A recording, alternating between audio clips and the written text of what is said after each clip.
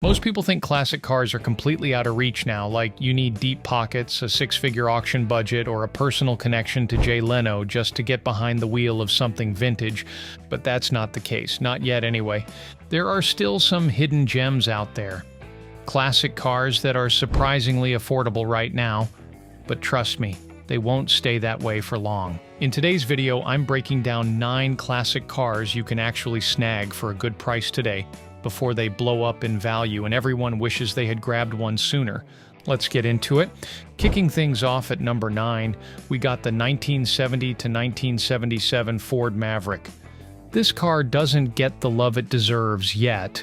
Originally marketed as a compact alternative to imports like the Beetle and Corolla, the Maverick was Ford's attempt to keep American drivers in the fold during the fuel crisis. And while the early versions weren't exactly muscle monsters, later ones, especially the grabber trims, came with 3 02 V8s and a little more punch. They're light, simple, and rear-wheel drive, making them perfect for modern V8 swaps. What makes the Maverick a great pick right now is the price. Clean examples can still be found between $8,000 to $12,000, and because they were considered disposable for years, finding an unmodified one is getting rarer by the day. I think these are going to be one of those cars people regret not buying sooner. Plus, the customization options with Mavericks are crazy, whether you want a drag car, a pro touring build, or just a clean cruiser. And speaking of big-bodied classics with some serious attitude, let's move on to the next one.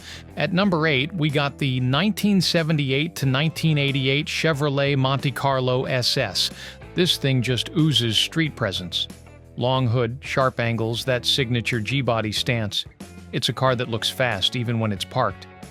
The Monte Carlo SS was Chevrolet's response to the rising demand for performance-oriented coupes in the late 70s and early 80s. These came with 305 small block V8s, sport suspension, and a whole lot of NASCAR influence. You can still scoop one of these up for $10,000 to $15,000 depending on condition, but G-body cars are heating up fast. Builders love them, collectors are circling them, and once the clean ones are gone, they're gone. These cars have an unmistakable charm, the kind that turns heads at car shows and makes you the topic of conversation at every gas station. And if you want something a little more mid-engine and out of the box, the next one might surprise you. Coming in at number 7, we got the 1984 to 1992 Pontiac Fiero. Yeah, I know, the Fiero was the butt of a lot of jokes when it came out. It was underpowered, it caught fire, literally, and people didn't know what to make of it. But hear me out, the Fiero was America's first mid-engine production car. That alone gives it some historical weight. And the later GT models? Way better. Improved suspension, better powertrains, and those pop-up headlights? Iconic. Prices for Fieros are starting to creep up, but you can still snag a clean GT for under $10,000. And if you want to mod it, LS swaps, 3,800 supercharged builds, even Tesla drive units have found their way into Fieros. It's weird, it's cool, and it's finally getting its flowers. Plus, the uniqueness factor alone makes this car a conversation starter every time you pull into a meet. But if quirky classics aren't your thing, the next one is a total legend that's quietly climbing. Next up at number 6, we got the 1979 to 1993 Foxbody Mustang. If you've spent any time around Mustangs, you already know the Foxbody is an icon. But here's the kicker. Prices are still reasonable. For now, you can grab a clean 5.0 LX or GT for $12,000 to $20,000, even lower if you're okay with a project. But original, low-mileage Fox bodies, those are already crossing $30,000 at auctions. The Fox body has this rawness to it. It's light, loud, and simple. And the aftermarket? Endless. You can build it into a track car, a drag monster, or just cruise around in one of the most recognizable shapes in Mustang history. And speaking of loud and wild classics that turn heads, the next one is straight out of a Hollywood movie. Sliding in at number 5, we got the 1977 to 1981 Pontiac Firebird Trans Am. This car is the late 70s, T-tops, screaming chicken decals, full smoky, and the bandit vibes. While early 70s Trans Ams have already shot up in value, the later years are still reasonably priced. You can find solid drivers in the $15,000 to $18,000 range, but that number's climbing quick. These cars have attitude, they look fast, sound mean, and have that raw American energy that gets harder to find every year. It's a time capsule on wheels, and every time you fire it up, you're transported back to an era when cars had personality. And if you're looking for something with a bit more sleeper potential, the next one might be right up your alley. Cruising into number 4, we got the 1971 to 1977 Chevrolet Vega. Now let's be honest, the Vega had a rough start. It rusted, it overheated, and it didn't exactly scream performance.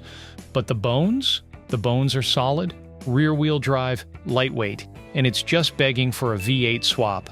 Survivor Vegas can still be found for under $5,000. Even modified builds hover in the $10K to $12K range. And once people catch on to how good these can look and perform when built right, these prices are going to climb. And if you want a true 80s classic with some serious throwback style, the next car is a no-brainer. Coming in at number 3, we got the 1982 to 1992 Chevrolet Camaro Z28. Third-gen Camaros are finally getting the attention they deserve. T-tops, louvers, digital dashes, and that angular 80s styling. People are starting to fall in love with it all over again. The Z28 came with a 5.0 V8 and a unique look that separates it from every other generation. And you can still find decent ones for under $15,000, but the clean, low-mileage examples? Yeah, those are starting to dry up. You want one that hasn't been thrashed or hacked up? Now's the time to look. And if you want something a little more grown-up, something with a cruiser vibe, you're going to love the next one. Rolling into number 2, we got the 1973 to 1977 Chevrolet Chevelle Malibu. After the early muscle car years, the Malibu became more of a stylish, personal luxury coupe. But don't let that fool you. These cars still have muscle under the hood, especially if you find one with a factory 350. And even if you don't, the platform is perfect for upgrades.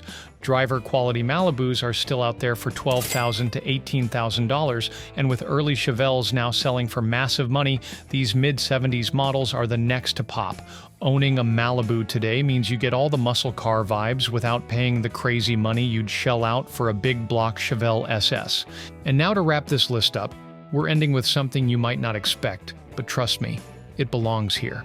Finishing strong at number 1, we got the 1990 to 1997 Mazda Miata NA. Yeah, I know, it's not a muscle car, but it is a certified classic at this point. The first-gen Miata is light, fun, reliable, and ridiculously modifiable, and it's finally being recognized as the future collectible that it is. Prices are already creeping up. You can still find NAs for $6,000 to $10,000, but the clean ones, they're getting harder to find every day.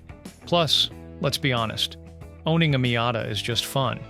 The driving experience, the community, the parts support, it's one of the most satisfying cars you can own on a budget. So there you have it. 9 classics that are still affordable today, but probably not tomorrow.